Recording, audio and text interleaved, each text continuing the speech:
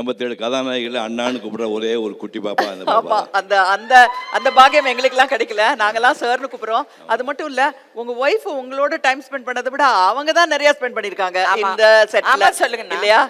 ஆமா இப்படி இது சொல்லுங்க. ஓப்பனா சொன்ன தப்பா போயிடுமா வீட்டுக்கார திட்டுப்பாளே. இல்ல இல்ல அந்த ஷூட்டிங்ல எவ்வளவு படங்கள் அத்தனை படங்கள் அத்தனை படங்கள். அப்புறம் சீரியல் சீரியல். ஆமா. சித்தி படங்கள் 11 படம் பண்ணமா. சீரியல் விஷயங்கள் பார்த்து கிட்ட 5 வருஷம் எவ்வளோ வாழ்ந்துருக்கேன்னு 5 வருஷம் அதுதான் சொன்னோம். 5 வருஷம் அது ஒருத்தர் அது நம்ம அப்படியே வாழ்ந்துருக்கோம். என்னுடைய ப்ரொடக்ஷன். நான் இது ஒரு விஷயம் அவரை பத்தி சொல்லணும். நான் தான் ப்ரொடியூசர், நான் தான் தயாரிக்கிறேன், நான் தான் வந்து இதை எப்படி சிக்கனமா எடுக்கணுங்கிறது என்னுடைய இதுல தான் இருக்கு, பர்வியூல இருக்கு. ஆனா நான் இருக்கேன் பாருங்க, நான் இன்னொரு கேரக்டர். 6 மணிக்கு மேல முறைக்க ஆரம்பிச்சிடுவேன்.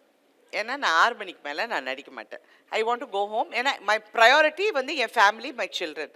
அப்போ இவர் தான் டே ஒரே ஒரு சீன்டி முடிச்சிடலாண்டி, ஒரே அண்ணா நீங்கள் பேசாதீங்கண்ணா, நான் இருக்க மாட்டேன். யாரு முதலாளி அம்மா எப்படி வேணாலும் நடக்கிறேன், காசு வாங்கி நடிக்கிற ஓட முடியுமா?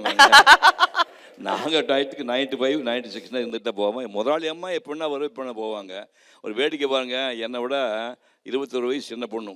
பட் எனக்கு முதலாளி நிலைமை நினச்சிப்பாங்க. பட்டு நிறைய விஷயம் பின்னாடி பேசுவோம், கேளுங்க வேற. முதல்ல ராதிகாவை எங்க மீட் பண்ணீங்க? அப்ப ஃபர்ஸ்ட் பார்த்தப்போ எம்ஆர் ராதாவோட பொண்ணு ஆக்ட் பண்ண வந்திருக்காங்க. ரொம்ப மாடர்ன் இல்லையா? எல்லாருமே வந்து முதல்ல நாங்கள் வந்து உறவாடு மஞ்சு படத்தில் 2 பேரும் மீட் பண்ணிக்க முடியல. பட் அதில் ஒரு அருமையான கேரக்டர் அதை பண்ணோம்.